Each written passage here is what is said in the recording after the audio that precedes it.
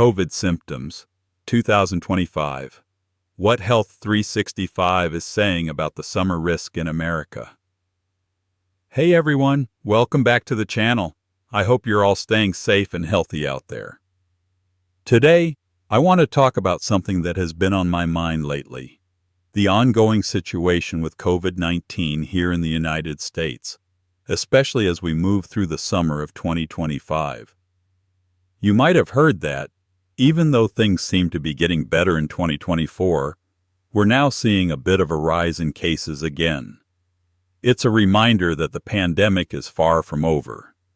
In fact, a surprising number of new cases have been reported, particularly in the western and southern parts of the country. Now, don't get me wrong, it's not the kind of surge we saw in the earlier stages of the pandemic, but it's enough to raise some questions. Why is this happening, and what does it mean for us moving forward?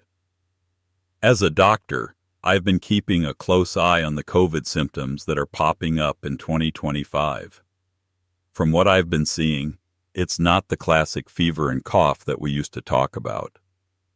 We're noticing some new patterns, more fatigue, lingering headaches, and a lot of people complaining about a dry cough. And, honestly, for some of my patients, even a simple cold or sore throat has turned into something a little more serious.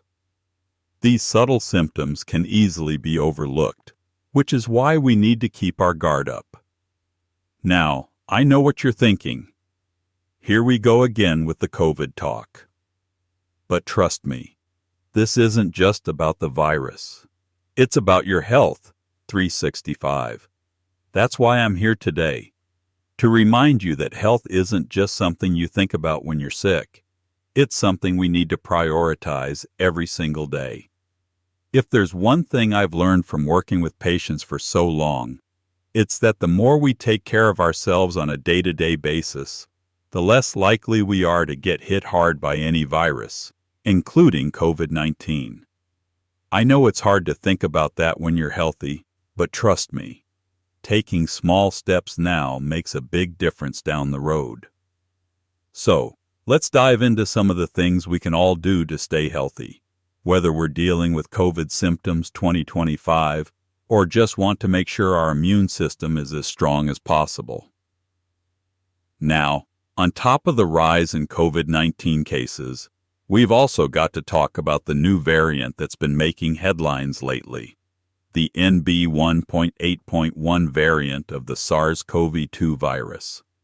This one is part of the Omicron family, and it was first identified at the beginning of 2025. Since then, it's been spreading quickly, not just here in the United States, but in several countries around the world. What's interesting about this variant is that it seems to spread faster than its predecessors. But here's the good news. It doesn't seem to cause more severe illness. There's no solid evidence so far that it leads to more hospitalizations, or that it's more dangerous than the previous variants we've seen. But of course, that doesn't mean we can let our guard down just yet. The fact that it spreads more easily means we could see more cases, and that could put pressure on our healthcare systems once again, especially in the areas where the virus is spreading the fastest.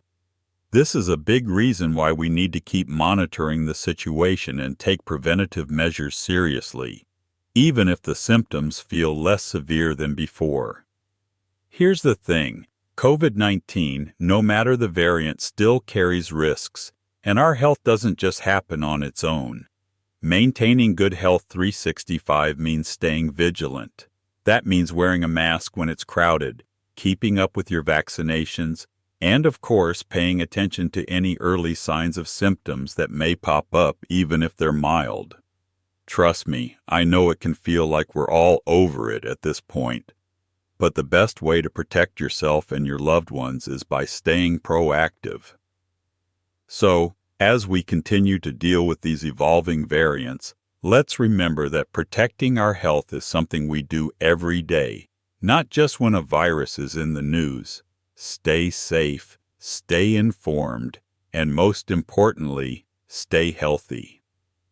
Now, something else we need to be aware of is the rise in COVID-19 cases among young children, especially those under the age of 4. This is something I've been seeing more of lately, and it's definitely concerning. In recent weeks, we've seen a noticeable increase in infections in this age group, and while most children tend to experience milder symptoms, that doesn't mean we can ignore the potential risks. As a parent myself, I can only imagine how stressful it must be to see your child feeling unwell, and the last thing you want is for them to catch something like COVID. The good news is, for the majority of kids, the symptoms seem to be more like a cold, things like runny nose, mild fever, or a cough. But in some cases, even with mild symptoms, there's a possibility for complications, especially in very young children, and that's something we can't take lightly. So what does that mean for us as parents or caregivers? Well, it's all about vigilance. Just like adults, kids need to be watched for those early signs, even if they seem mild. If your little one is showing any unusual symptoms, don't hesitate to consult a doctor. It's always better to be cautious, especially when it comes to your child's health. And just like we've talked about for adults, keeping up with Health 365, making sure your kids are vaccinated, maintaining proper hygiene, and avoiding crowded places when possible will help keep them safe. And if your child does get sick, make sure they get plenty of rest, fluids, and if needed, seek medical attention.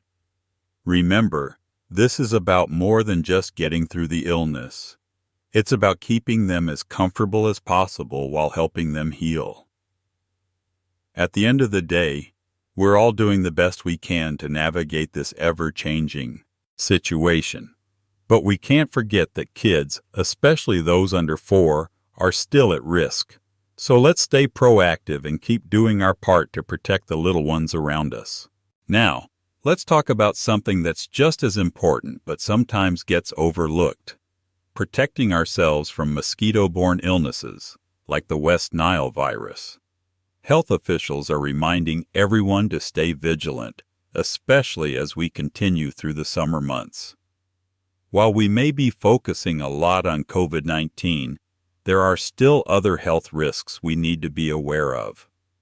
The good news is, we know exactly what steps to take to reduce the risk of mosquito bites. The Centers for Disease Control and Prevention, CDC, and other health agencies are urging people to keep up with the basic protective measures, like using mosquito repellent with DEET, wearing long sleeves and pants when you're outdoors, and making sure to eliminate any standing water around your home. Mosquitoes love to breed in stagnant water, so keeping your environment dry is one of the simplest ways to prevent them from multiplying near you. I can't stress enough how important it is to pay attention to these details, especially if you live in areas where mosquito populations are high. Even small things, like changing the water in your flower vases or cleaning out your gutters, can make a big difference. It's all about reducing the chances for mosquitoes to thrive around your home. And if you're heading outdoors, whether for a walk in the park, a barbecue, or just enjoying a sunny day, make sure you've got that bug spray on hand. DEET-based repellents have been shown to be one of the most effective ways to keep mosquitoes at bay, and it's a small step that can make a huge difference in your overall health. Remember, staying healthy isn't just about staying safe from COVID-19. It's about protecting yourself from every possible risk. Whether it's COVID, mosquitoes, or any other concern, these simple, everyday actions can make a world of difference in keeping you and your loved ones safe. Let's all do our part and stay proactive about our health 365 days a year.